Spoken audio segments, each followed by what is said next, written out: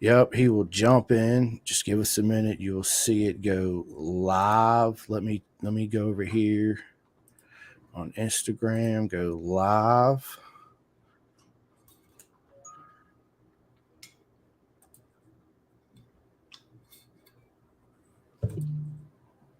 All right.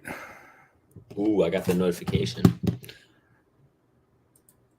That it's live on Instagram. on Facebook. We are live on Facebook, everybody.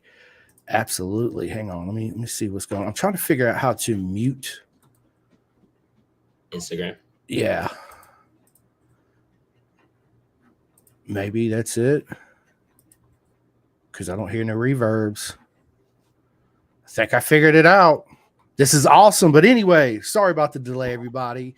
Listen, it's the last podcast of 2023. Me and Juju were just talking about it. I can't believe it. It's the year. Where's the year gone, right? It's gone by so fast. I want to give everybody a big shout out, but I'm going to do it at the end of the podcast. But for now, we are live with my man, Juju. What is up, Julian Correa? How you doing? Yeah, all good. Enjoying the holidays, kind of taking a little break from the real world and enjoying with family and friends, and yeah, just like I said, relaxing. That's very important in the sport and kind of get your mind off things. It is. It is. It's always nice to unplug from the matrix and unwind and relax, right? And nobody better to do it with than the family. I'm a big family man too, as everybody already knows. So, but yeah, so everybody, I had Jillian on earlier in the year, him and Avery. So today, for the last one of the year, who better to have it than the man himself, Jillian, dude, my man, 2023 British Talent Cup. We talked about when we had you and Avery on, it wasn't really too in depth on really how you got started. You kind of touched based on it, right? Yeah. So I'd like to get more into that today. So obviously everybody knows Michael, your dad, which is Proper Mega SFL Mini. So how did all this start and come together, Julian? So I started off in Jersey, as I touched on in the other podcast. I started off in Jersey. We were living in Jersey at the time, and there was an AMA race going on over at New Jersey Motorsports Park, and there was NJ Mini GP was holding some demos. Some kids were on 50s doing drills, and nothing crazy. But for me, back in the day, I thought it was the coolest thing ever. Kind of got into contact with Ryan and Nathan, who run NJ Mini GP, and a couple months later, I came out to my first event uh, at New Jersey Motorsports Park, and I some of the coaches that were there I still talk to this day. My number one was Scott Stump. Scott Stump was the first person I rode with on track, and I still talk to Stumpy, to this day. I love Stumpy to death, and we mess around with each other a lot. But I love that guy. I've known him for forever. For as long as I can remember.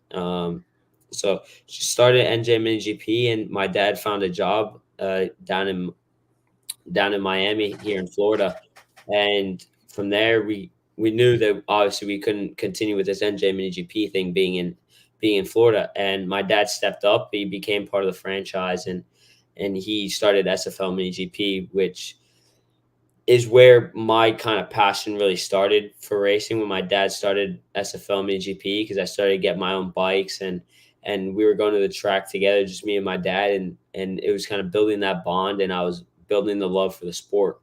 And the first event for SFL was at Miami GP in Opelika, Florida, and from there, some of the NJ Mini GP kids came down, and the rest is history for SFL. It's grown, much larger than I think any of us could have ever dreamed it would be. There's a two riders this year that came home with two national championships, and from down here in Florida. Avery's one of them, and yeah, it's just crazy to see what it's built to. Me and Avery have grown up together, and watching him progress and us progressing together, and it's cool to see him progressing and him doing all this amazing stuff here in the States. And now for me, I'm taking a different path than Moto America. I'm taking the Europe path, which, you know, hopefully it leads to MotoGP one day. And that's always the end dream is to make it to World Championship. And, you know, even for me, I've watched so much Moto3 that I think I'm more excited to be in Moto3 than I am MotoGP at this point. I Yeah. love I love watching Moto3 racing, and to be a part of it is honestly a dream that I've had it ever since I started watching MotoGP. Yeah, MotoGP's proper, man, and Yeah, yeah, it's where the end goal, right? That's where everybody wants to be. It's just like that's the it, dream. it is. It is. So you could be a champion in many forms, in many categories, right? Yeah, But the ultimate is MotoGP. It's just like Formula One to IndyCar or NASCAR, right? You want to yeah, be a true world champion. It's Formula One. So yeah. yeah, man.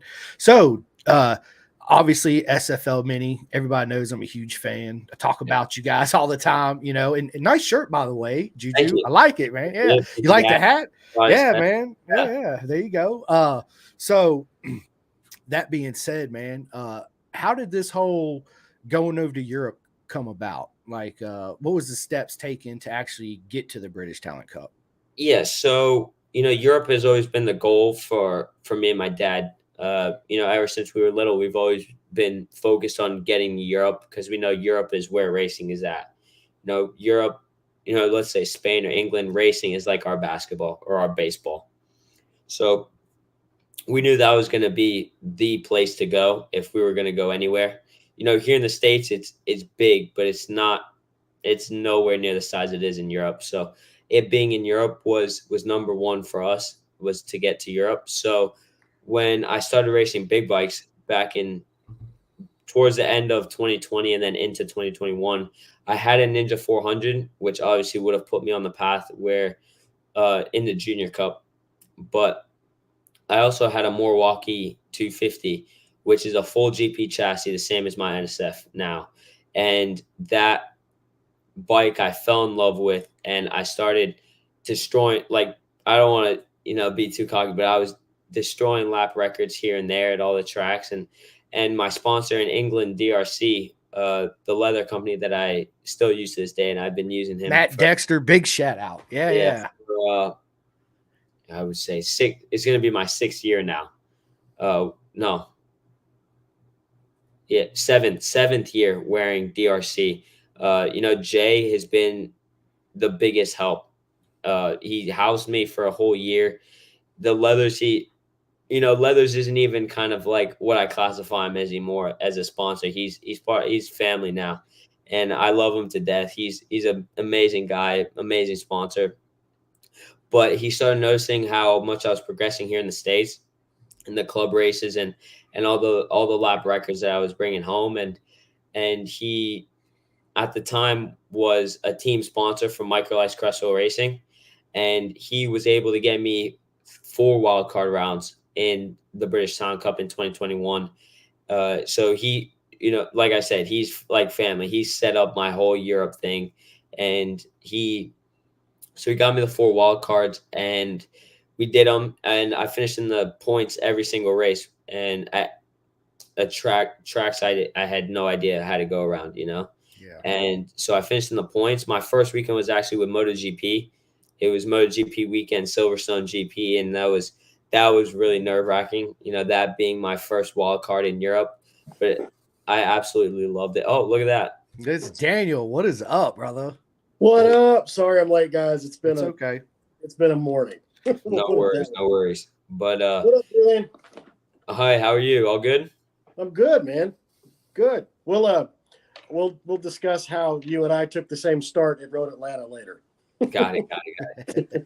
So yeah, kind of finished in the points every round in my wild cards in the BTC, and from there we, you know, built that relationship with the team, and we had that conversation about coming back the next year and doing it full time. And from there, you know, we did the full 2022 season, which was a massive learning curve for me. Like I said, I stayed with Jay Dexter, housed me for that year, and that, you know, being away from my family for 8 months, and, you know, practically doing everything on my own, which obviously, you know, I had Jay there, but I mean, it's not the same as having your real family, of course. Yeah. So it was really tough. It was a hard year, a hard learning year, a learning curve for sure. but I don't think I would have done it any other way. I mean, I learned so many things that I'm glad I learned at my age now than, later on in my career when it probably could have been over, obviously. Yeah. So, it was a hard year. It was a really tough year. And, we came back this year and we had a much stronger year, was consistent, flying back and forth and being home most of the time really helped. Because like you said, Chris, you're a big family guy. So, being with your family is key to It have is. to be successful. Yep. And for me, that's a really big thing as well. And being with my family and even flying back and forth wasn't too hard for me. After about 3 rounds, I kind of got used to it and had my little routine whenever I was at the airport. So it wasn't a big deal for me. And it showed this year. We finished top 5 in the championship this year instead of outside of the top 10 like last year. So it's a really big step that we made this year. And I've, some days I'm bored at the house and I go back and I watch videos of even like the beginning of this year and like last year. And it's good to see.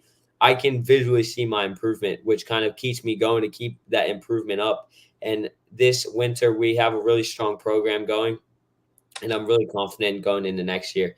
Next year, like I said in the podcast, the SFLMINIGP podcast, it's not going to be if I win the championship; it's going to be when I win the championship, and that's my only goal is number one. And it's going to be a winner go home season. It's going to be my 3rd year in the British Talent Cup, and now I have no excuses. I know all the tracks. I have the experience. I have the team around me. It's just time. It's time to go. Yeah. It's time to go for it, and have the year that I know I can have. I know I can fight for the wins. I know I can achieve those wins because I've proven to myself that I can run with the guys. I can run with them. I've shown the pace. So it's just time to put all the puzzle pieces together and make the big project. That's awesome. And what a 2023 year it's been for you, man. Yeah. It's finishing in the top 5, knowing you can actually run with everybody is a huge step. Yeah. For your mind and everything. Avery said, number one is mindset only for sure. So we're all looking forward to it's Juju gonna be carrying the American flag and getting that W, baby. Let's go. Good year. And I'm not going to go and say that this year was perfect. There's still some things that I know I can improve on from this year. I had a little bit of a plateau for 2-3 rounds this year. And I can't have that in a championship year. You cannot plateau at all.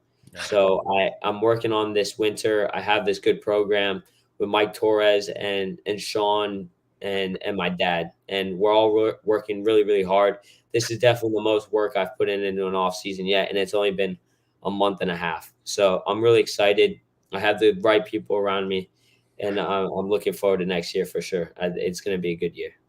Absolutely. So your team in 2024, they're identical, right? Same mechanics, same crew chief, everything. Yeah, I'm not changing a thing. It's all going to be the same. And that makes a huge difference. Yeah, another big thing this year was I got to experience the Junior World Championship, which for me was another complete eye opener. Like it was like going to Europe again.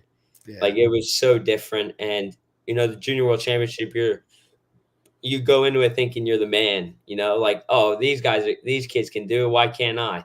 And you go the first lap, and my first lap was at Jerez, and Jerez has been a dream circuit of mine for as long as I can remember. And that was the first MotoGP race I watched was at Jerez, and I've always wanted to go there. And when I got there, and it was kind of like it didn't feel real. Honestly, it was surreal. It was being there and finally getting the first lap around the circuit was really cool until the world champion comes around you like you're stood still, and then you're like, "What am I doing here?" Yeah, right? Like I'm supposed to go that fast. Like that's how fast I'm supposed to go, And it was a really big eye opener, and I got to do it twice this year. Unfortunately, Valencia didn't go to plan. It was a windstorm the whole weekend, and I had never really ridden in the wind before. Winds that strong. The winds were up to, I think it was like 80 mile an hour gusts and like 40, 50 mile an hour consistent winds. So it was experience that I'm glad I learned now, because obviously racing in Spain, I know the winds are going to be a bit insane at some circuits, but they shut down the weekend. Well, it shut down partial of the weekend. We only got one session on Thursday, and we didn't ride Thursday afternoon, and we got no track time on Friday. So I just went straight into qualifying on Saturday with Blind. maybe 14, Yeah. 16 laps around the circuit. So it was a hard weekend, and I'm glad with the improvements we made throughout the weekend with, dealing with the circumstances that we had. Unfortunately, you're not going to make the race with only 16 laps around the circuit that all the other kids have thousands of laps around. Right. So it was a bit unlucky. I do think I could have been contending for the, to get into the race, because obviously not everybody qualifies for an ETC race. And, it's only the top 14 from each group. That's how big the class is. There's a group A and then there's a group B. So the top 14 from Group A go in, then the top 14 from Group B, and then the last chance qualifier, the top 2 go in. So basically, it's very tight, and I think I was a lot more prepared for Valencia than I was at Jerez, but it was kind of just the circumstances. You can't do anything about the weather. You don't worry about the things you can't control. That's right. It is what it is, and I'm glad I got to go and experience that kind of weather, you should say. But I'm looking forward to some more of those opportunities next year. Maybe with, obviously the team I'm riding with right now is trying to make an ETC team, so I'm really looking forward to that. All the Spain tracks are my dream, anyways. They're all MotoGP tracks that they go to, so I'd be happy with every track. But yeah, it was definitely an eye opener this year that I'm really glad I got to experience. I'm glad you did too. And you already know we all over here was like, let's go, choo choo, let's go. Right. So listen, what's the difference between the two motorcycles in the British Talent Cup versus the EWC or ECW, whatever it was? ETC. So the BTC is just out of the crate. Put some tires on, suspension, go race. Stock bike. In ETC, I'm not exactly sure all the regulations, but it's not a stock bike. You can have a pipe on it. There's no engine work, but you have pipe and other things like that. I'm not 100% sure on all the regulation. I kind of just go out and ride, but I don't really worry about that kind of stuff. But it's it's very different. The bikes are that little bit more powerful than BTC at ETC. Also, the big thing for me going from BTC to ETC was the tire difference. You ride Dunlops in BTC, and in ETC you have to ride Bridgestones. Two very different tires. The Bridgestone's a little bit wider, so a little bit more of a contact patch, but not as tall. So the top speed was the bike is quicker, so top speed always going to be a little bit quicker, but the tire, if you put it on a Dunlop, it would be a little bit quicker. The Dunlop is a bit thinner, but it's a little bit taller for top speed. And the top, go ahead, Daniel. Sorry. How different is the construction internally on those? Does the Dunlop squish a little bit better going in? Is the Bridgestone? Yeah, the Bridgestone is a little bit of a harder carcass, so it lasts a little bit longer, but you won't believe it. The grip on the Bridgestone is that slight bit better than Dunlop. But the Dunlop still is a really, really good tire. Like it's really grippy. The Moto 3s, I love the Moto 3s. They're I would say the most I wouldn't say they are really a really reliable tire, but they're very predictable. Yeah, they're a very predictable tire, which I really like. Go ahead. Go ahead. Sorry, Chris. I'm jumping in late. No, go ahead. Did you jump in all you want? I just got one question. I'm gonna let Daniel take it off. Go ahead, Chris. My bad. Dude, you're good. So Moto 3 and Moto 2 next year are all on Pirellis. Is the other categories going to do the same? Follow suit with that too? Well, for ETC, I'm not 100% sure. I think because it's under FIM, they're going to be going to Pirellis, but BTC has one more year on the contract with Dunlop. So the Dunlop is going to be in BTC 100%. So, but I think the year after, I think they're going to Pirelli just because they're also under FIM. Yeah. Well, you took my question, Chris. There you go. Oh, sorry, Daniel. Oh, you're all right. That's because if you were going to ask it, I obviously was going to. Yeah. As Julian was talking, I was like, Pirelli tires. That's what they were doing. Yeah, and I would love to see Moto America do something like that, Juju. Right? Have Dunlop and Pirelli and maybe Bridgestone have a tire war. They kind of do that at the 200, don't they? They do it at the 200. You get a choice. Yeah, I think that should also extend for the season too as well. I don't know, what the deal is behind all that, but it is what it is. So it was when they did the spec tire, right? It was like right before Moto America jumped in, like everybody was already on the Dunlops anyway. I think this was before M4 was the factory Suzuki team.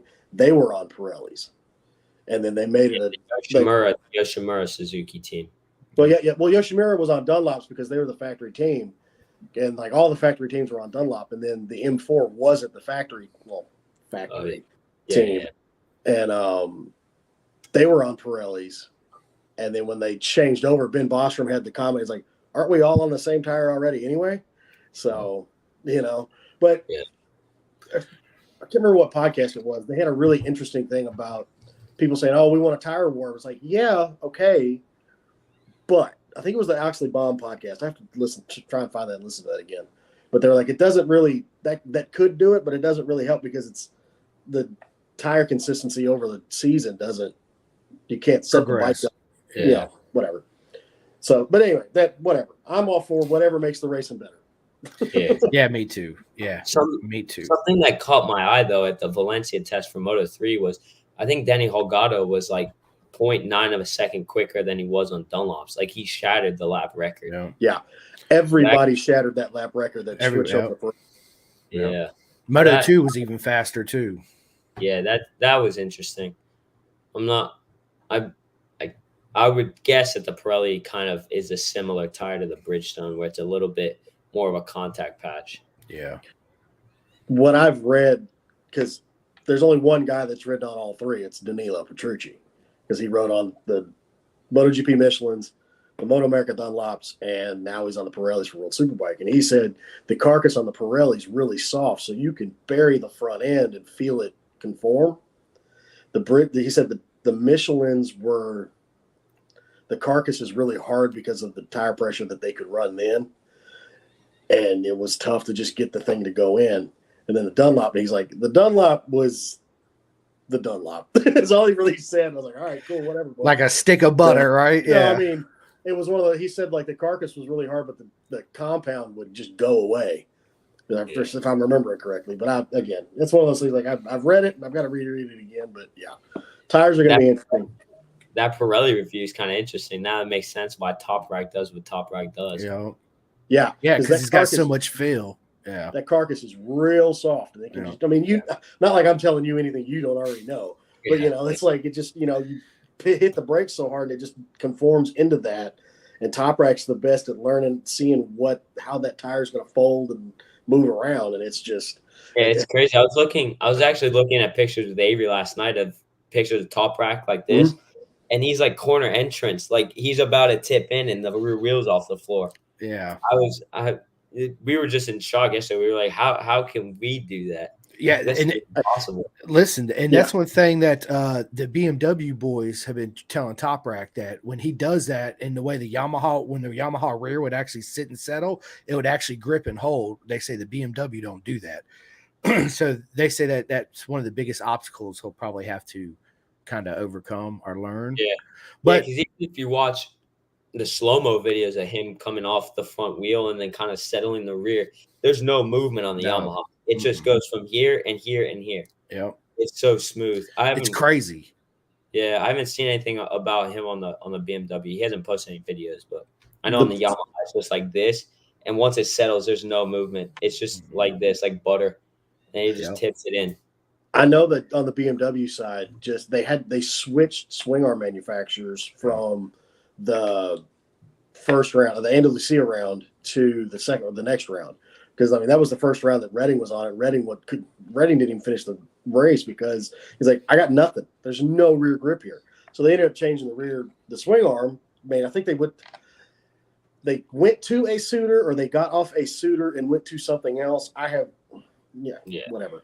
But they changed the whole rear end geometry and swing arm and everything else, and it seemed to do better. But if there's anybody that can help them figure it out, it's Top Rack, because that dude, I mean, that guy's got better feel than – I think he's got better front end feel than the entirety of the paddock at World Superbike.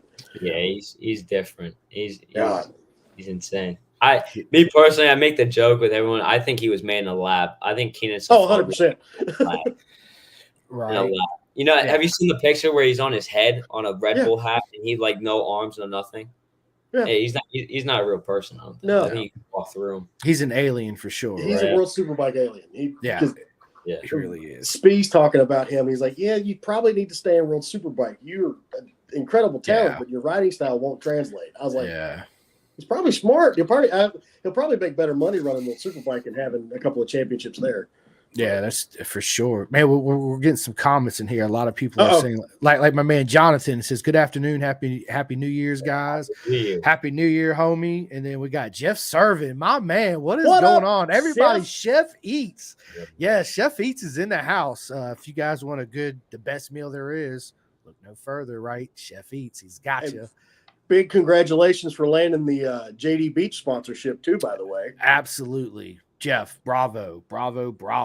Oh, we need to get Juju on some Chef Eats. I know there's a couple riders down here that are on them. Isaac's on Chef Eats. Yep. We can probably facilitate that phone call. Yeah, we probably can make something happen on that end for sure. And then we got my man UFUK. I know it sounds right, but it's spelled UFUK, right? He's a good buddy of mine. He says Happy New Year on all the live streaming. He's awesome. He's really good friends with Top Rack and all them personally, so he knows all them guys. Cool. Yeah, he's really cool. Nothing but love and support. My man Martin Adams, of course, the clothing king. Everybody, dude, what's happening, Martin? Of course, Cameron Meyer says, "What's up, boys?" Avery the Lap Slayer says, "What's up?" We'll see who else we got. And then Cameron Myers too. What is up, Cameron? Big Cam. Yeah, and then Ben Lee. Ben's awesome. Yeah, he really is. So I can't believe it's going to be New Year already, bro. Dude. God, it's weird. It's this year's gone by so fast. I mean, I can't believe we're sitting here at the last podcast 2023. It's crazy. It really is. So Juju, as far as like getting your mindset ready for a race, right? Is there any particular rituals you go through, like certain type of music you listen to, left sock on before the right sock, blah blah blah blah. I mean, obviously, me and Mike Torres have been working for a while now. So me and him, we have our warm up. Obviously, he's not going to be there at the track with me, but me and him have come up with a warm up, and I get my warm up done, and that kind of sets my mind, if that makes sense. You have all the mobility movements, all the stretches. Soothes the body, soothes the mind, gets everything nice and loose and flexible. I had this chat with BT on his podcast, but my before race music is Travis Scott. Travis Scott's my guy. I love listening to Travis Scott just because he's more of a chill rapper. So it's calm rap, and that's what I like is Travis Scott. I don't like to get hyped up before race. I see a bunch of other riders, like bang on their chest, slap the tank, and do all this stuff to get themselves hyped. I can't do that. Yeah. If I do that, I'm gonna blow turn one. I'm in the gravel somewhere. Right. I have to be nice, calm, soothe, and I have my AirPods on the grid as well, and I listen to music, and I kind of have this little message I tell myself before I go out, before the lights go out. And one thing for me this season and some of the season and 2022 as well was I had a lot of self-doubt, and I couldn't really express to, my coach, Mike Torres, how the self-doubt kind of worked for me. And we came up with this kind of thing where I would tell myself what I normally tell myself, and kind of, for some reason, I had a lot of, bad kind of talk to myself, like sometimes I'd be like, well, maybe I can't do it. Like I would doubt myself. I would doubt myself. So I would say that, like, if I was normal, I would say I would doubt myself on purpose and then overcome it with my mind and say, you know what, basically in my helmet, I don't want to say it out loud, but I say, F you, I can do it. I can do it. And it works every time, it gets my mind right. Obviously Moto3 lap 1 and lap 2 are crucial. That could make or break your race. So it gets me in the right mindset for those laps, and that's another thing where I like to help riders with that now that I've kind of figured out what works for me and self-doubt. And there's a couple, riders that I know that suffer from that self-doubt. So obviously I try and help as much as possible, but that's something I tell myself before I go out on a race. I make sure to doubt myself first and then kind of overcome that. So it's something really cool that I've figured out. And, I talk with BT about this too, but I can't put on my left boot before my right boot. If I do, it's not going to be a good session. I put my right boot on before my left boot, and I have a certain way of grabbing my boots as well. It's really weird. No, I mean, everybody has their own. I'm like you, Juju, and I think I've said this once before that I do the same thing for every podcast. I have a prep talk in the mirror to myself, and I ask myself the same thing, like, why do people listen to me? Like, why do people like me so much? Like, I'm a dumbass and this and that. And I do, man. I don't know what it is. Then I do like you do. I prep talk myself back up. You're going to kill it. Let's go have fun, blah, blah, blah, blah, blah, all this good stuff. And that's one thing too. Having fun. I make sure to tell myself that before I got to go have fun. Go have fun. No expectation. Just go have fun. Because I don't ride at my best when I'm trying too hard. When I'm trying my hardest, I won't get here training, I go for lap time, obviously. I won't get the lap time. I won't get close if I'm trying hard. So I tell myself, go have fun. It's a club race. Go have fun. Yep. Me and my dad came up with that. That's something that I have on my helmet is I have it in quotation marks because me and my dad came up with it one time coming back from the airport. And it's, what's the difference? And what's the difference means, what's the difference between BTC and an SFLMINIGP race? What's the difference? It's a race and you're going to have fun. The main part right now is have fun. Yep. Have fun, enjoy what you're doing. So I say that to myself too. What's the difference between this race and a CCS race on a 600? What's the difference? Either way, you can beat them. Yeah. You can beat them. So that's one. I'm gonna need a couple of what's the difference stickers. I'm gonna need a couple. I might make them. It's going on my Dude, book. make them. Like I'm down for at least 4. Yeah. What's the difference? I'm gonna put on my butt next year. Yeah. Let's do it. What's the difference? Because there is no difference until you're getting paid and you have to perform. Well, obviously I have to perform now. When you're being paid to perform, there's no pressure. No. You're going out and having fun. What's the difference in that, right? Same mindset. Right. What's the difference? I'm here to have fun. All you're doing is getting paid now. You're getting paid. Yeah. Right. Now it's your job. And getting money. Yeah. You've done what all 100% of us, club racers want to do. So that's the only difference. So that's right. That's another thing that comes up for me is I tell that to myself. There is no difference. Yeah. Truly, there's no difference. You're going out, you're having fun, and the only difference is your dad's not here or your family's not here to celebrate with you. But that's a difference. That's all right. But you guys, I sure talk all the time, though, right? Oh yeah, yeah, for sure. One thing for me is I try to be as quiet as possible at the track, kind of focus with my crew, and that's it. So I don't really talk to my parents as much as you may think. I don't really talk to many people on my phone at all. Like I try to keep my screen time on phone to 2 hours max. And, that might be enjoying it bed, before you go to bed. Yeah. Just to get your mind off things. So, I give them a little bit of an update after the session. And, they understand. I need to work on me, and unfortunately they're not there to see what's going on. Yeah. So I don't really. It kind of sounds a little selfish, but I just want it to be me and my crew. Like that is, and I have crew here. Tim Cassess is my crew chief here, and he helps me a lot, like a lot, even with stuff in the UK because he understands the motorcycle really, really well. Because obviously I have the NSF here, so it's either with my crew with Tim, and then I'll give my parents an update at the end of the day. Make sure I'll tell them I'm okay. Session was it was good or bad, and whether we know what to improve or what not. Yep. And tell them you love them, you're going to bed, and I'll see you guys tomorrow. Yeah. Something quick and easy like that. Yeah, that's good. When there's too much input coming in from too many people, you're not going to understand anything. No. You can't have too much input. You have too much input, and one, you're not going to comprehend it, and two, it could hinder you in some way. Yeah, So absolutely. I keep it to a minimum. The input.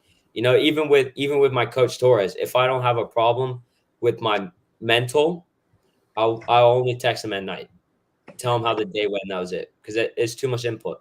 Yeah. Too much input for me. It hinders me. Keep it simple. Exactly. Absolutely. Keep it simple. So let me ask you this, Juju. How do you deal with bad criticism? Like people saying, oh, you're slow, you shouldn't be here. Like, have you ever had to deal with any of that? Honestly, no.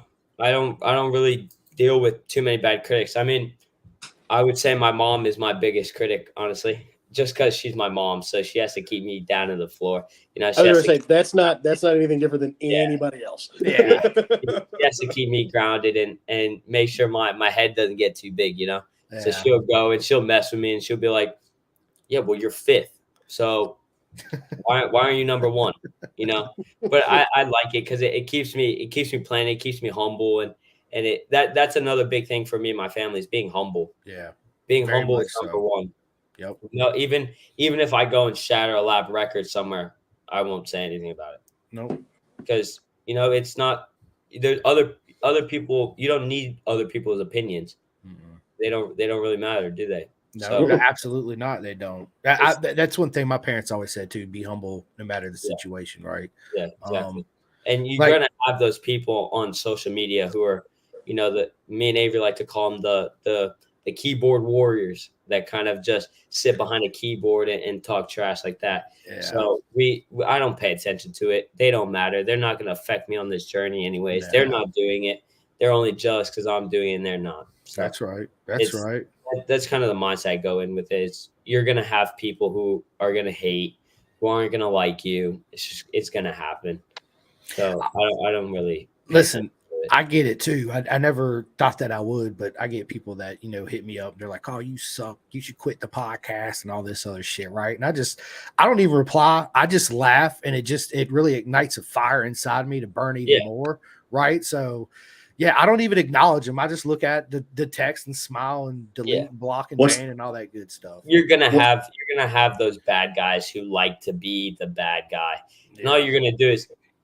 That's one thing me and my dad talk about quite a bit. And it's just, if you're going to have someone who's going to come at you at the bad guy eventually, all you have to do is sit higher than them. Because what are they going to do? You go down to them, you're a bad guy too. Yeah. So all you have to do is stay humble and sit higher than them. Because what are they going to do? They can't do anything.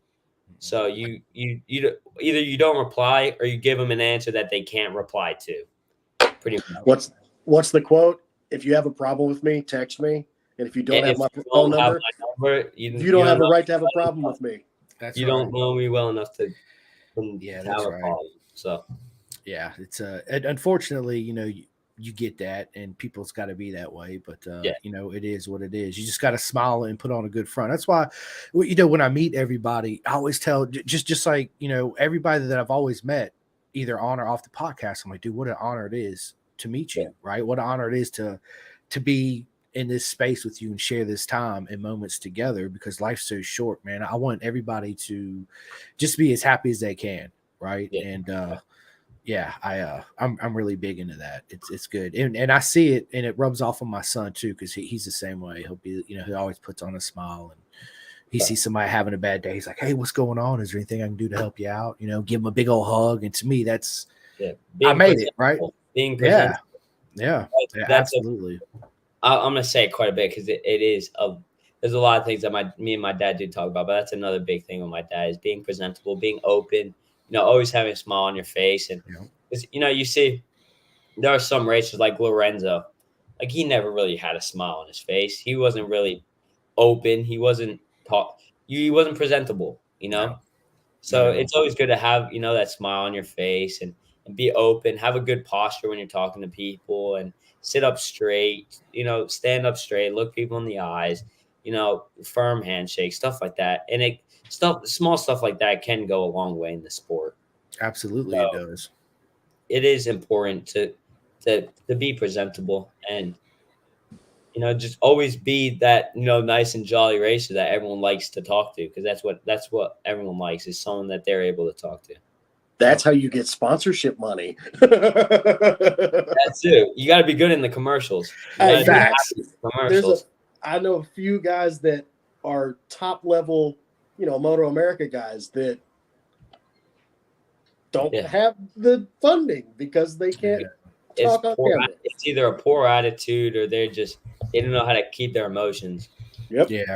Yeah, you're right.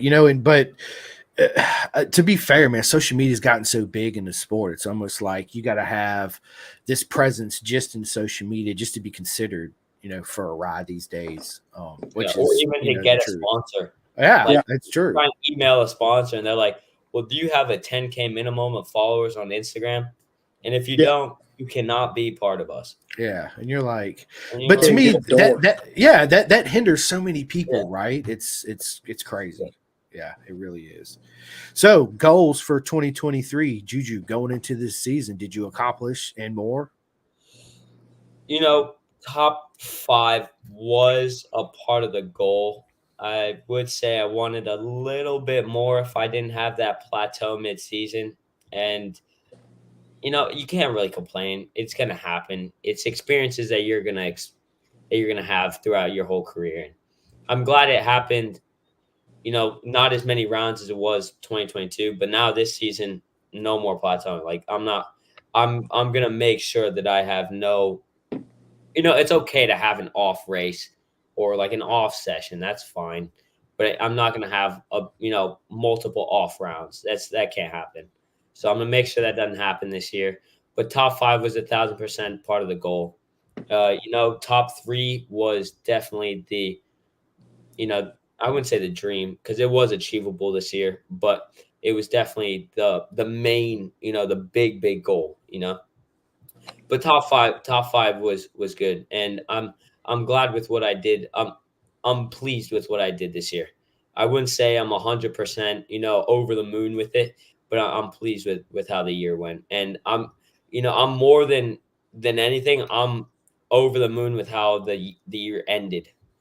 With that podium at Dunnington Park and the aggressive side that I showed that I haven't seen in myself ever, I'm really, really excited about, because I've never made the kind of moves that I made at Dunnington Park in my life. Like, it was the aggressive side came out into me, and I know how to find it again because I'm able to do it here in the States. So I'm really excited now. That's awesome. Yeah, but with some of the stuff here in America, here in the States, I pretty much accomplished everything I wanted to. Made most of the rounds at SFL. Enjoyed, had a good time with the guys and obviously with the girls, Ella and them like that. But we can't leave them out for sure. Yeah, no, we cannot leave them out. No, so I really enjoyed the year. It was definitely the best year I've had in my career so far, and I'm looking forward to an even better one next year. Yeah, we are too, right? And actually, 100%. Yeah, I mean, it's just touching base for a minute on the relationship you have with everybody in SFL, right? It's awesome. You and Avery, Ella, Jamie, Cameron, man, all Isaac. I mean, the list goes on, right? But to have those friendship in a sport that you love, knowing when you do come back to Florida, you guys can go train together, you talk trash together, ride forward together.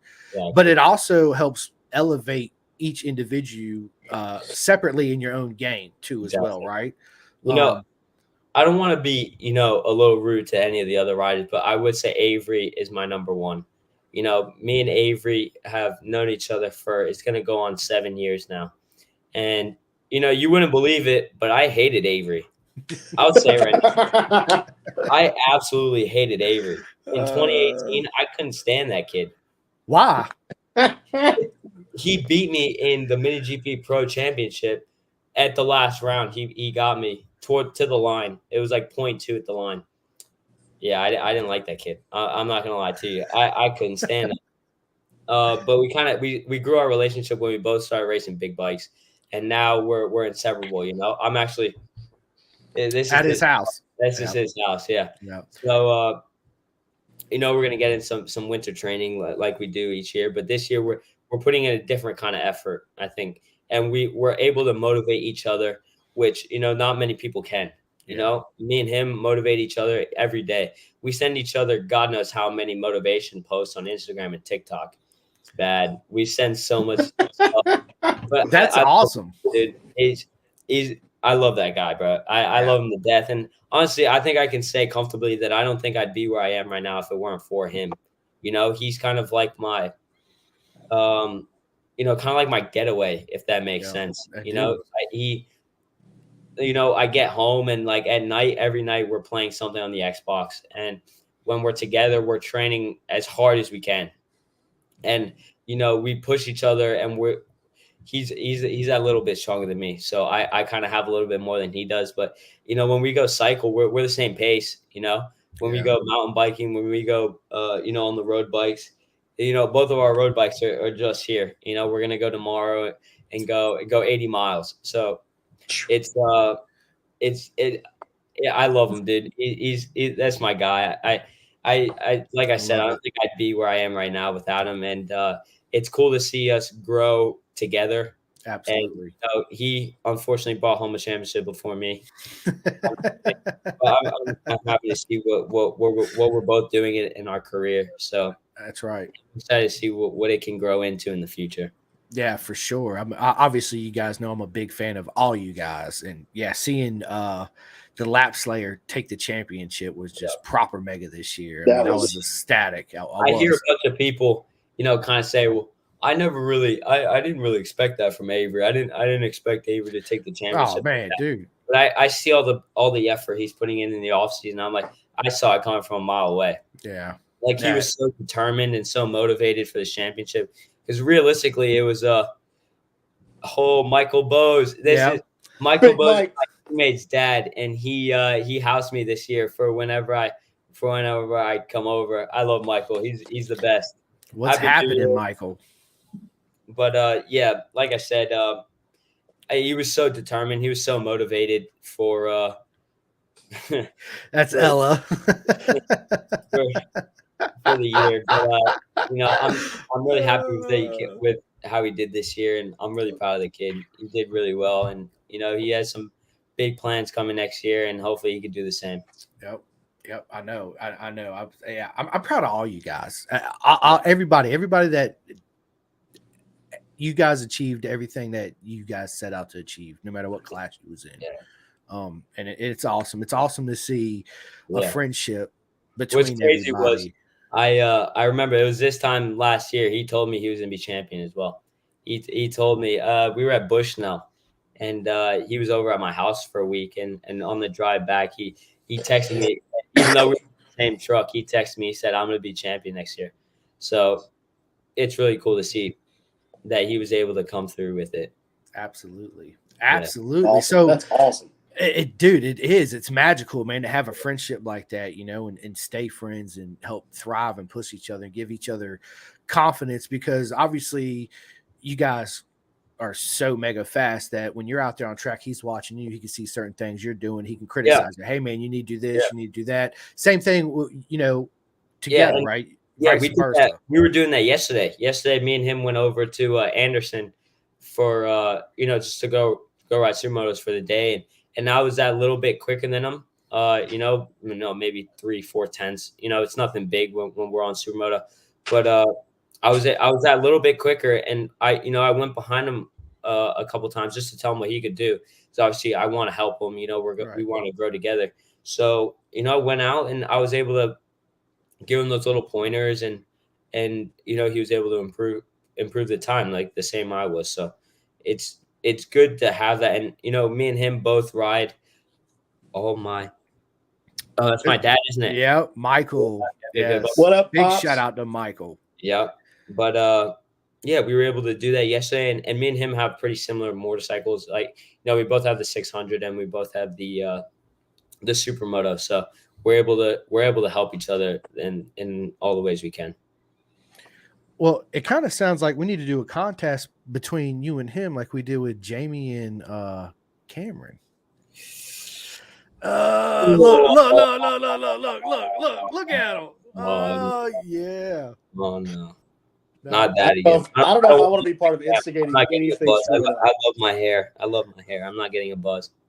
No shot. No. Oh, listen. No shot. The buzz has already happened, so that's out anyway. I mean, it's already been done. What else can we do? I don't Do know. we have to do appearance, or can we do something else? I mean, we'll figure that out off camera. We'll come up with something. We love doing push-ups. We do push-ups on FaceTime all the time. Okay, well, number of push-ups. Yeah, we'll do a push-up. No, we need to do sumo squats. We need to do something that they don't like doing. Pretty hard. We can do deadlifts. You do deadlifts. Deadlifts burn. Look, I'm down for a deadlift party with y'all. I'm down. Yeah, right. No contest. Yeah, Avery said no contest, and then Cameron Myers, he says, "Yeah, did you go ahead and buzz your head?" My hair makes it. My hair. Avery said 10,000 push-ups. All right, Michael. All right, Goggins. David Goggins. That's me and Avery's number one. That's who we send motivation quotes about. Oh, dude, listen, I'm a huge fan of David Goggins. I actually got both of his audio books. Yeah, because I like listen to a lot of audio books. And actually, my man Daniel right here turned me on to a couple of them. I just got done listening to Bourdain's that kitchen one. Man, that was a great book. It was awesome. You, Kitchen Confidential, bro. Yes, yeah. And then the Matthew McConaughey one was epic. Oh, too, yeah, that man. was good. Green Light. Yes, that's Me and Avery recently have been doing a couple run competitions. Who can run the quickest? And I was able to run a 5:33 mile. And in the pouring rain, so I made fun of him. I was like, I felt like David Goggins out there, but he did the same thing. He went out and ran in the rain too. That's right. Like, who's going to carry the boats? That's right. Look, absolutely. I'm too old. I'm too fat. My knees don't work. I can't do that shit. No, it was good. Me and him, that's kind of our motivator is David Goggins. David's a beast, dude. It really is. Speaking of which, do you listen to any books or read any books, Julian? That John Hopkins book. The book that John Hopkins had. I read that book. I read that book and a couple. I'm not a big reader, but I do like a couple books, like racing books, and I'm really big into like biographies. I love biographies. Me too. So a good mate of mine, Andy Ibbett, that I had on the podcast, actually sent me his new book right here, which is awesome. Yeah, dude, it's an awesome book. He signed it for me.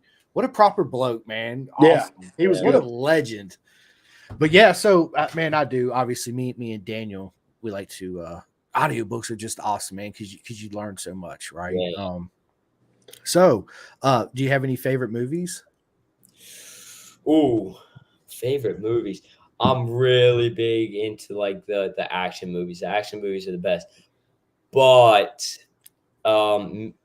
hitting the apex. My favorite movie. Proper Hitting the apex, and I always fast forward until Mark Marquez's part. Marquez's part on. I see. Favorite foods. I eat a lot of eggs. No, I'm kidding. I was gonna say bullshit. You eat a lot of egg whites. Don't start with me. Probably. I love spaghetti carbonara. Yes. That a good spaghetti carbonara. That'll do it for me. With some grilled chicken in it. Yeah. Hey, it's Trevor. Watson, what is up, man? Happy New Year, buddy. That's another. Hey, we need to hook that one up too. We need. That one. It's already in the works. It's already in the works. Yeah, Okay, cool. yeah. He already reached out to me, and then Paul Peters. Oh, gee, why does it look like a caterpillar is making love to Chris's face? I don't know. Oh, it's making for your beard. Yeah. Oh, it's okay. no. Yeah, it's okay. Nothing but love. Nothing but love. I need to. I don't like to. I'm getting a little gray right here. I'm either. I don't want to hear it. Don't start with me. I don't know. I ain't figured it out yet. Yeah. Don't start with me. Don't start with me. Don't start. Dude, Paul, that was awesome. I appreciate it. Why does it look I like got the stash, but I don't have any grays yet. Yeah, you know what? One day you'll be there, though, man. You will be there one day. Have to have grays yet. Yeah, right. That's awesome. Favorite music, Juju? Rap. Travis Scott, or me and Avery love Yeet. If it ain't Yeet, it ain't Heat. No. Hang on a minute. I got somebody for you. All right, so you don't listen to no Young Dolph? Nobody listens to Dolph? Who is Young Dolph? Oh, man. Bro, you guys need to stop and put on some Young Dolph for real. I'm gonna search him up after this podcast. Yeah. I have no idea who Young Dolph is. Young Dolph is also he's dead now. He actually got shot and murdered, but he was Young Dolph's awesome. I like Dolph. Some people don't. When I say it, they're like, "What?" Look, what? hey, they're not around. They have since broken up because of a lot of different things that have gone on. Slaughterhouse. Yeah, Trust Slaughterhouse was good. Yeah. Slaughterhouse. Yeah. And then if you are into the rap game, yeah. Daniels seems like he still thinks he works at a Blockbuster. Coming from the guy who's got the animal that all of them have chlamydia in. That's awesome. Profile picture. That's it. Listen to 100 Shots by Dolph. Absolutely. My mom is a big old school rap. She loves old school rap. So I love old school, like Biggie, Tupac. Me too, right? Everyone. Yeah, absolutely. Tribe Called Quest, Ice Cube, Snoop Dogg, all of them. I got. If you ever need to get hype, Quick to Back Down by Bravehearts. Yeah, that's a good one. Trust me. If you don't want to run through a wall after that, let me know. I got another one for you. Oh, that's a good one. So, Juju, man, celebrity crush, bro. Ooh. All right. When I was a kid, when Transformers came out, back in the day, Megan Fox. Yeah, right. Back in the day, Megan Fox. Not anymore, though. Not anymore. Too much plastic. Yeah. Plastic. Yeah. No, but my dad has gotten me into Jennifer Aniston, big time, and then Jennifer Lopez is another one, isn't she? Oh yeah, dude. Yeah. Jennifer Lopez. Absolutely. I always loved Samia Hayek. Oh, but a younger one now is Madeline Klein. Yes. Yes. Yes, sir. Absolutely. That's awesome. Good for you. I watch Outer Banks just to watch Madeline Klein. Right. Right. That's as you awesome, should. As you should. Exactly as you should. So, we touched on this a little bit when I did the whole SFL mini, which was awesome, by the way. Man, having 7 of you guys on at one time, I wasn't quite sure actually how it was going to work out, but it worked out pretty good. It wasn't as chaotic as I thought it was going to be. No, me neither, and I would love to do it again, have everybody back on again. But we had touched a little bit about life after racing, because there's got to be something you want to do. So can we touch on that just for a minute? Yeah, like I said in the SFL podcast, Plan B is very big for me and my family. Always having a Plan B, because, like I said in the podcast, racing is not guaranteed. Yeah. You never know when a serious injury will come. It's very, it's like I said, it's very unpredictable. You never know when something bad can happen, or even like a sickness. So for me, school and grades is very big for my family, especially my dad, because my dad went to NJIT. He has all of his, he has his. Obviously, he has his diploma and stuff, but he has his master's. That's what it's called. He has his master's. So he went through the whole school program. So he almost made it to MLS in soccer, and he blew his knee out, and he was stuck with that plan B. And you never know when that can happen. So he knows how important it is for a plan B. And after seeing that, I now know that a plan B is also very important. So right now I'm studying to be a lawyer. I'm getting all my my law credits in school, and I haven't really figured out what kind of lawyer I want to be. I really like the criminal justice lawyers and stuff like that. Stuff with the crime scenes and stuff like that. My mom is really big into like the crime shows and stuff. So I kind of watch it. I get intrigued. So that really interests me. But some jobs nowadays are like you wouldn't expect them to do very well, but they do pretty well. Like it's really important to know how to work with your hands, like being a plumber or being an electrician, stuff like that. That I know it could be a backup job, obviously, and it does pretty well. So obviously, my number one I'm studying right now would be to be a lawyer, but you always have the plumber or woodwork, something like that, to work with your hands. And I'm in the garage with my dad every day and working with my hands, getting my hands dirty. So I kind of know a little bit of that stuff as well. Learn how to weld. That too. Yeah. Learn how to weld. You will always have a pretty decent job if you know how to weld. Yeah. Working with your hands is very important nowadays. Yeah. So yeah, something like that. But for right now, I really want to be a lawyer. That's what I'm studying for. Yeah, it's awesome, man. It's always good to have a backup plan. It really is. Rossi Moore, what is up, bro? Rossi Moore watching. That's my dude, man. Rossi. And then let's see who else. Steve Jones. Big shout out to Steve Jones. Steve Jones, his son used to race Craig Jones. If you guys have been in the race for a long time, Craig Patronus World Superbike 2005. Yep. 6. That's why I know that name. Yep. Craig Jones. He was proper fast for sure. Good people, man. Steve's awesome. And then grassroots to GP. What is up, man? Yes. That's my dude right there, Ryan. He was my first ever podcast at the beginning of this year, actually. Yep, I know. I went and listened to it, and then I can't remember if I reached out to him or he reached out to me, and then we started chatting, and we actually become pretty good friends. We messaged each other. He was actually supposed to meet me at Cadwell Park, but he ended up I think he got sick, which was unfortunate, man, because I was really looking forward to meeting him for sure. Yeah, I thought it was going to be. It would have been proper, man. So, dude, a lot of people flying out to Europe, man, is magical anyway, right? It's a whole completely different place. I remember right now I'm a little over it. No, I'm just right. I'm just kidding. Each time this freaking flight again. It's really not a bad flight. No. I did the math. It's 18 hours. Back and forth. It's 19 hours. 9 there, 10 back, and I did it 10, 12 times. Including the test and the two wild cards in the Junior World Championship. So it's a little over 220 hours or something.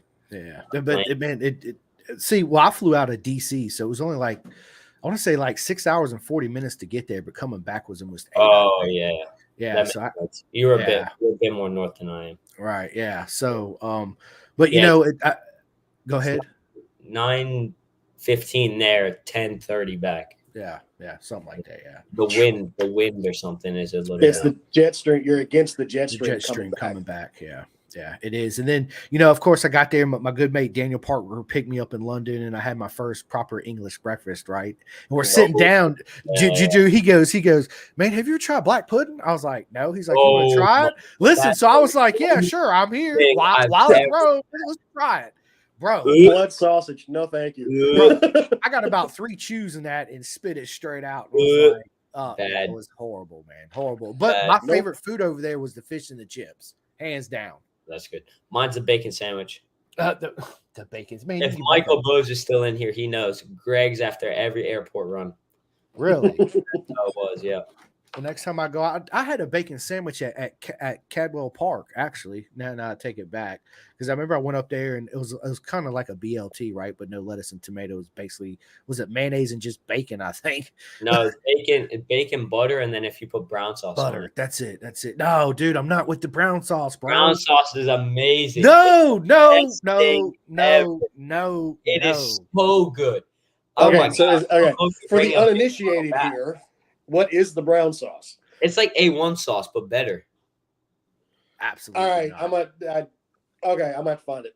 Yeah, absolutely. It's so good. I don't know if you can get the real brown sauce here though. Oh, So no, you can't. I tried even at the hotel, right? I was like, dude, it's just gross. So the lady, I forget her name, she was so sweet to me. I love it. She's like, I'm gonna bring you some from the house. So she brought me a little bottle of it. She said, here, try this, right? And it was better. It's hard to explain, Daniel. It really is. It's hard to explain the flavor profile. It's different. For sure. HP brown sauce was my favorite one. HP brown sauce. HP, yeah. I remember I went out to the grocery store, took a cabbie there when I went to go see Peter Hickman and hang out with him at the bike night. Brought some snacks back, you know. I like to cook, so of course I wanted to go to the grocery store. It was wild up in there, man. It's completely different than American grocery stores. You go to Tesco? Sure. Tesco, Morrison's? I went to Tesco. Tesco. There we go. Yep. Tesco, because it was right down the street, right around the corner from Peter's and them place. It was cool. Wait, man. This stuff here? That's what I'm talking about. That is the best sauce ever. You get this crap off Amazon. Yeah, you can get it on Amazon. It anywhere over here. Sorry, man. Well, you can't go to Food Line and get it, right? Well, I'm not arguing that, but I can get it tomorrow. No, yeah. You can get it tomorrow. You can get it on Amazon. I take my statement back. You got to get a bacon sandwich from England though. You can't have the same bacon. The bacon is totally different. It is. Yeah, it's a lot more fat over there or something like that. Yeah. And they're like slices are like this big. Oh, crazy. Like yeah. Yeah. It was. I like the mushrooms that they give you because I love mushrooms with the breakfast. I ate a shit ton of mushrooms and potatoes. I tried to.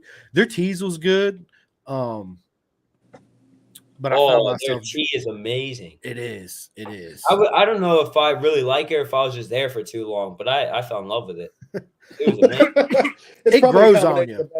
It does. It grows on you. It's because we're so used to having coffee. I went over there and got up in the morning. I was like, let me try the tea. I took a sip and I was like, yeah, Yorkshire tea. Yorkshire tea is what it's called. It's really good. Yeah, it was just different, right? Yeah.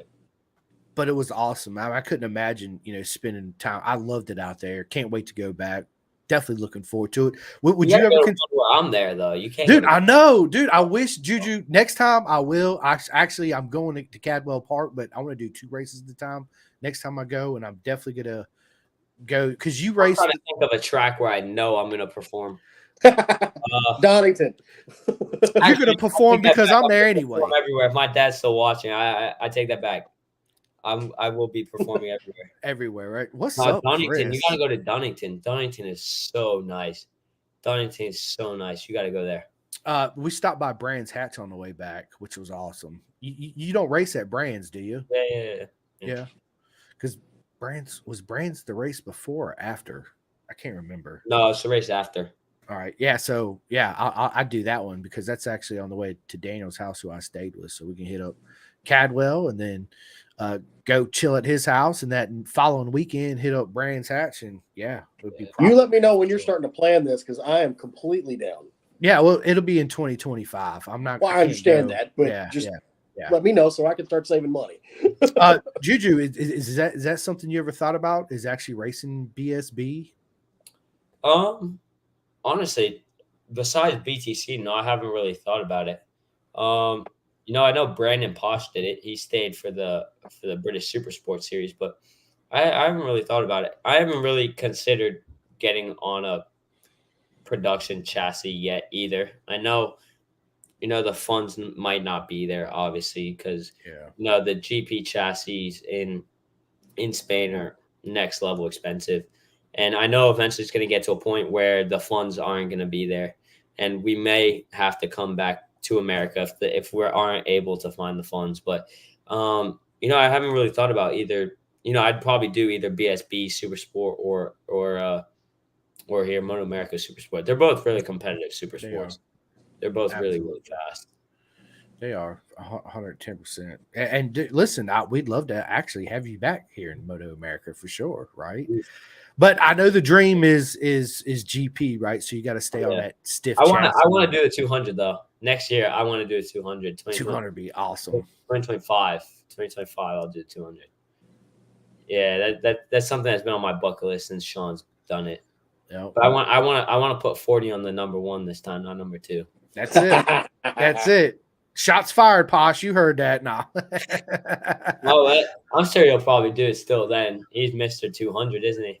Yeah, he's getting there. Yeah, for Him sure. and he's getting there. It was interesting last year. Last year was a weird race to me anyway, but it was crazy the way they did it. I always look forward to watching 200 though. Me too. It's pretty entertaining. Usually, there have been some snoozers where it's like, oh, this guy's leading by half a lap again. I'm going to bed. I'm going back to sleep. So, Daniel, you said earlier at the beginning of the podcast, you and Juju did something on track together. Yeah. Okay. Tell us about that.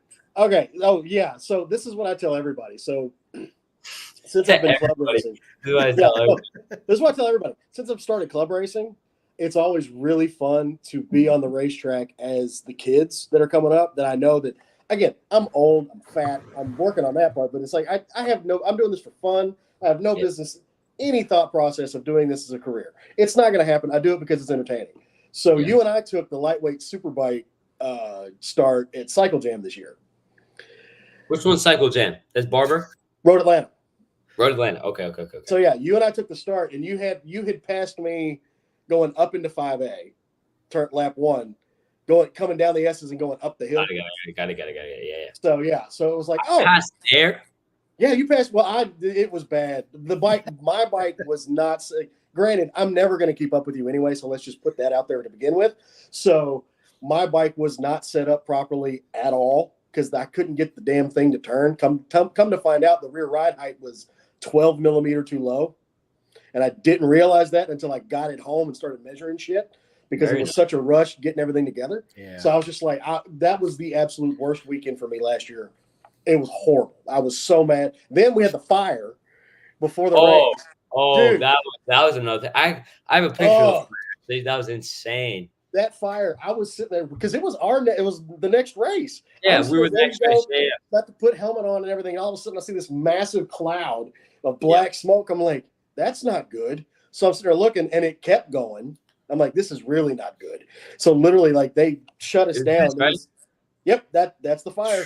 That's the fire. Yeah. Yep. What happened? Insane. So some bike caught on fire on the air on the. It was the hay bales. Air fence. So the bike slid because I had a buddy of mine watching, and a buddy of mine was in that race. So he tucks the front coming down the hill. Bike slid into the middle of the S's, got up under the hay, sets the hay on fire, which sets the tires behind it on fire, which proceeded to catch the woods behind everything else on fire. Yeah. So he ended up, him and Jinky. It just destroyed the air fence. They got some of it out. They didn't get all of it because, it was toast. I mean, you rode through that next morning. It was carnage. It was like black. It was like white, black on the floor. It was weird. It was horrible. So So like you got me I think it was coming out of 5A, coming up the hill. And I go, oh, there's Juju. I'm gonna watch him go into turn 6. And then you went into turn 6, and then I went into turn 6, and then you were already through turn 7. I was like, I'll see you later, dude. I ain't worried about it. It's like, fine. I was like, I'm too old. The bike's not working. I'm just out having a good time. I'll show you a picture of the bike here in a minute, but like you'll be like, oh yeah, that slow guy. Yeah, it's me.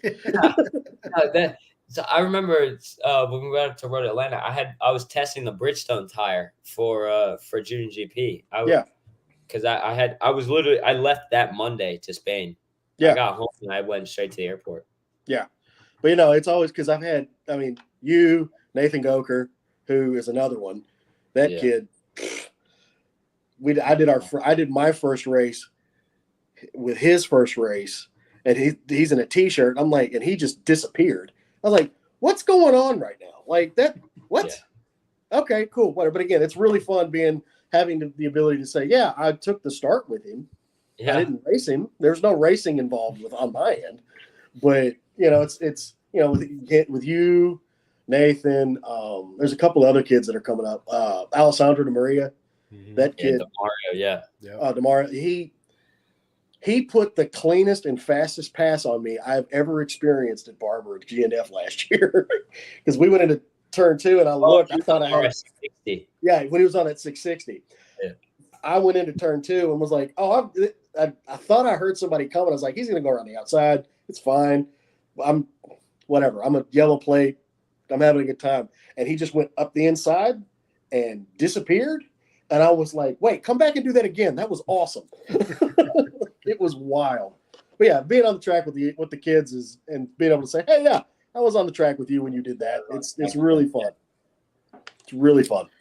Yeah, it's awesome. That's what something I plan on doing. 2024 is actually going down there and hanging out with Juju and Michael and going out there and not pulling a Northeast Jules and flipping a 100 right at the start, right? Yeah, clutch Jules. Yeah, breaking a bunch of clutch levers, but dude, he still talks about that. He had so much fun on that day, which was awesome. Yeah, super awesome. It was.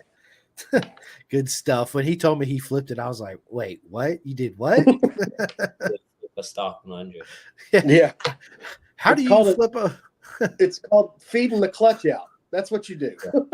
No, he did it. He broke 4 clutch levers. No. In one day. And one day is like maybe 6 hours. So it's probably like 2 hours of riding. He broke 4 of them. Okay. All right.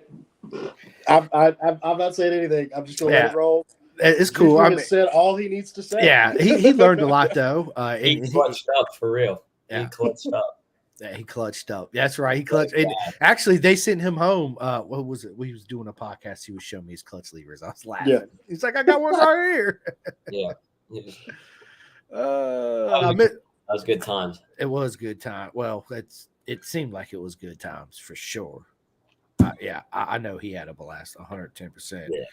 So the goals for 2024, Juju.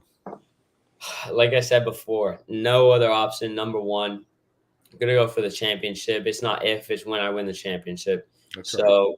I'm gonna go for the 2024 championship.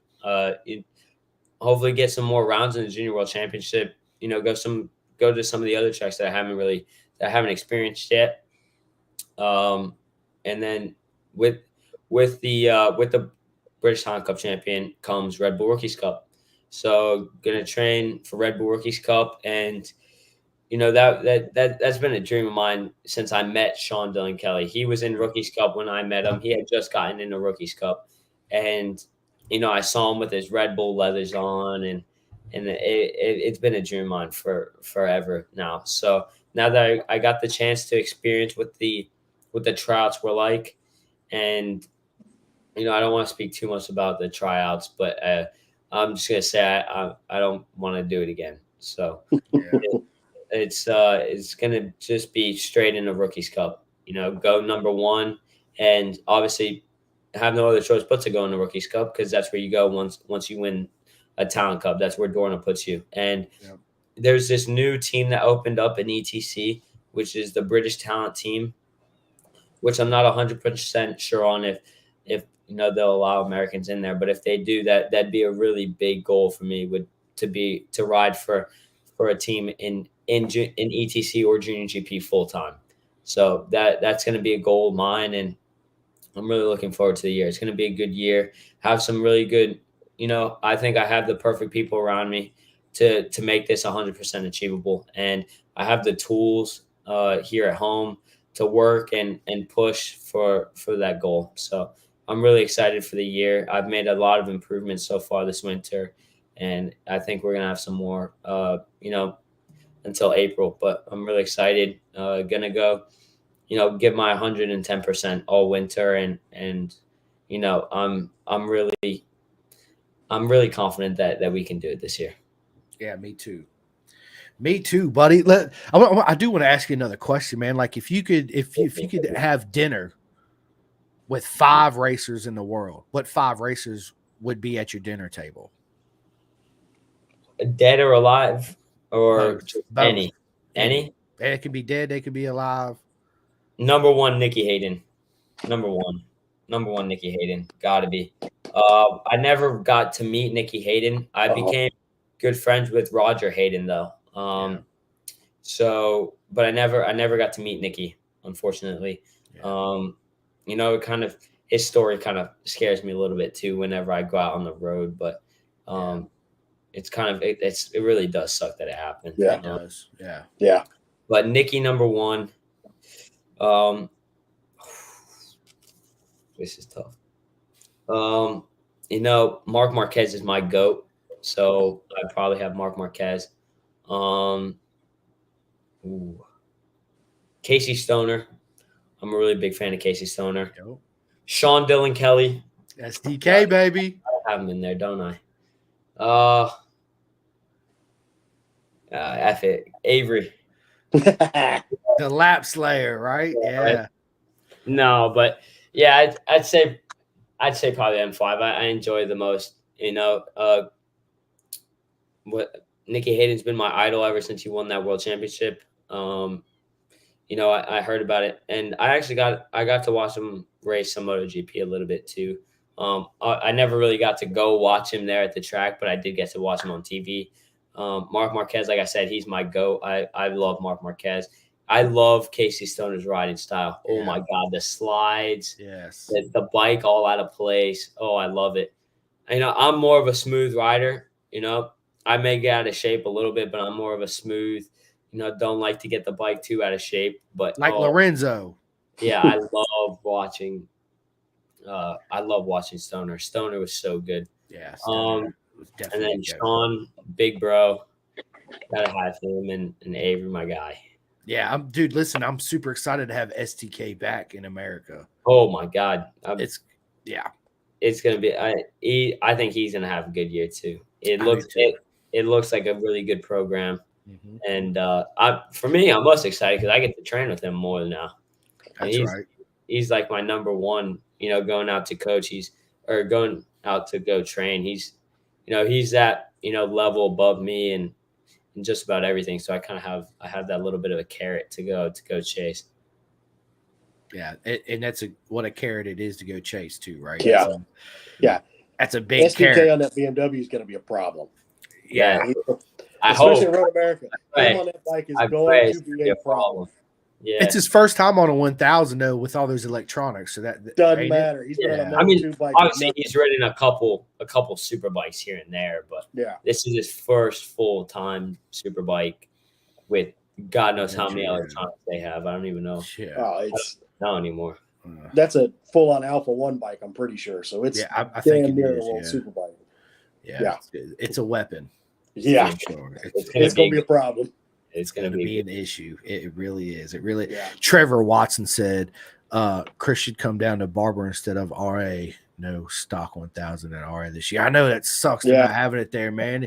You know, I really want to make Barber too. The main reason that I am going to Road Atlanta is I got a good buddy of mine that I went to high school with. He actually lives down there. So I'm going to go down there and we're going to go to the track and kick it and have fun. I'll be at both. I know. It's not out of the question. Sure. It could still possibly happen that, you know, I could just ride out and meet up with Daniel and just we can make find a road somewhere trip out of it. Yeah. Exactly. We can find you somewhere to sleep. Trust me. I have enough people down there. We can find you somewhere to sleep. Yeah. So it'll be, I'd love to. I'm trying to hit up at least a couple races this year in Moto America and hang out with all my peoples, as I call them, and get pictures and talk trash. And it's trash will definitely be spoken. Facts trash will be, absolutely. Absolutely. And then I got Mike Smith, man. What is up? Mike Smith races the BMW Cup in BSB. I met him at Cadwell, and proper guy. Can't wait to have him on. Looking forward to having him on. So hit me up, Mike, because we need to set a date and a time for that for sure.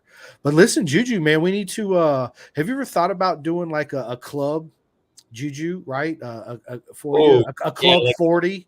Yeah. I mean, I've kind of thought about it a little bit. I just don't know how I would run it, honestly. Well, you would just you would I have my website. I mean, I have jujuracing.com, but I haven't really made it. not Yeah, well, necessarily club. yeah, you could do it, man. Just make a club 40, hey, $40 because the number 40, $40. You get you a signed picture and a hat or phone call or text message or whatever, right, to help me out, and all that money will help towards. Oh yeah, that's a good idea. I know your there are a season. lot of riders that have those kind of clubs. Yeah, they are. My Man man, see it all the time. yeah.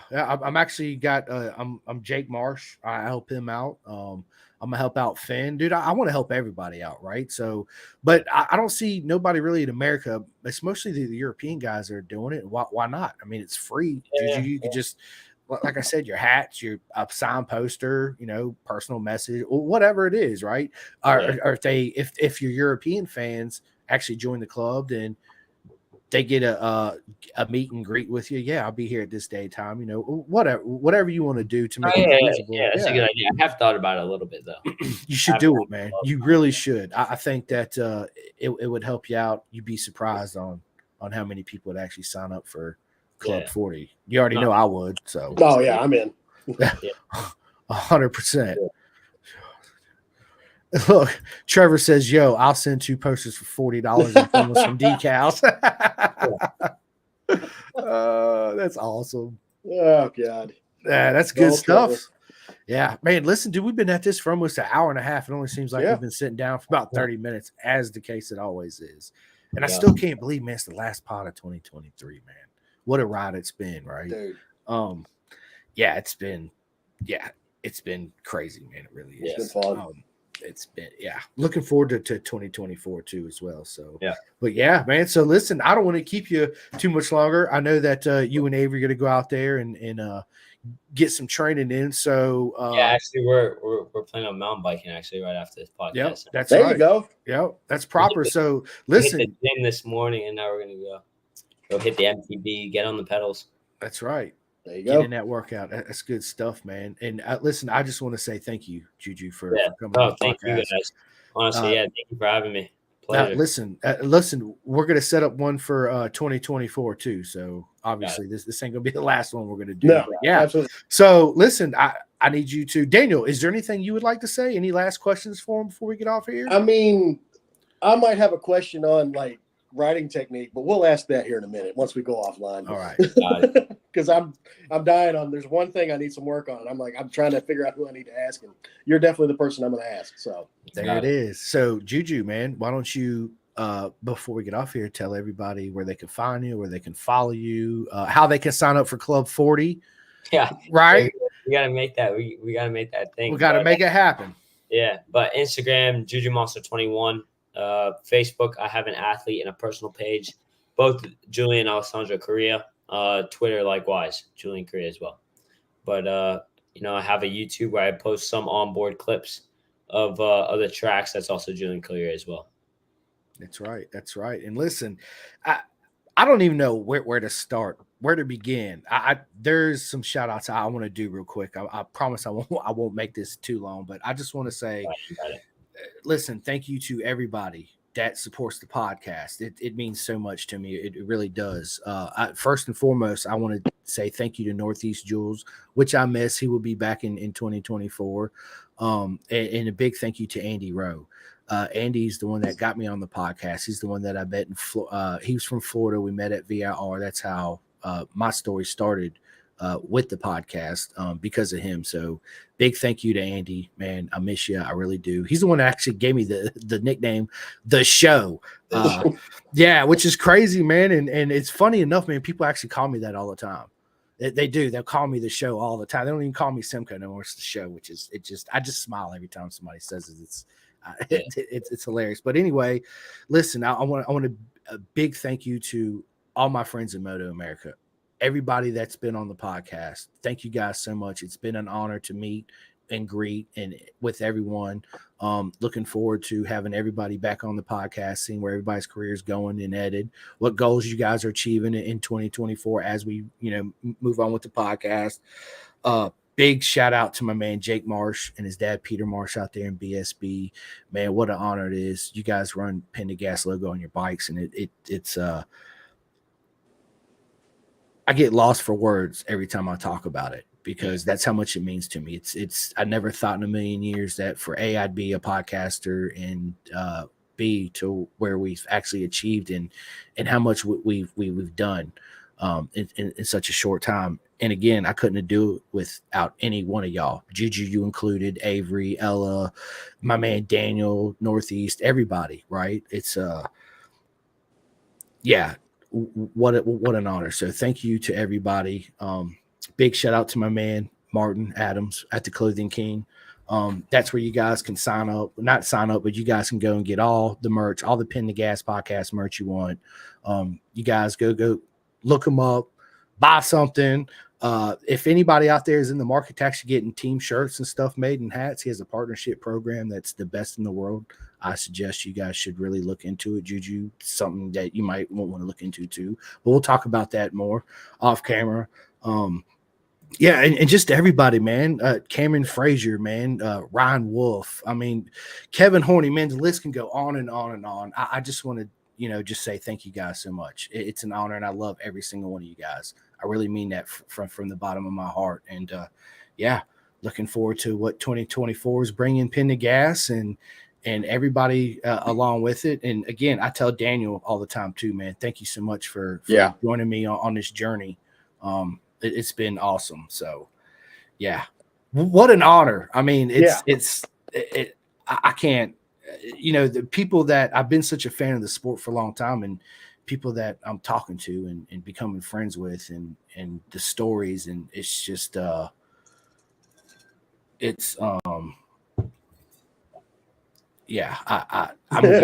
all teary-eyed, right? It's yeah. So just thank you guys. Listen, thank you guys so much.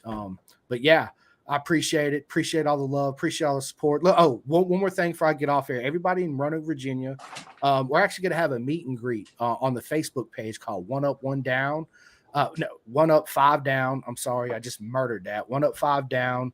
My buddy's actually going to create a thing to where everybody's going to meet up. It's going to be next year, so I'll do a little meet and greet and ride together. Once he updates me on the info, I'll give everybody the date and the time. So you guys look forward to that one. It's going to be a lot of fun.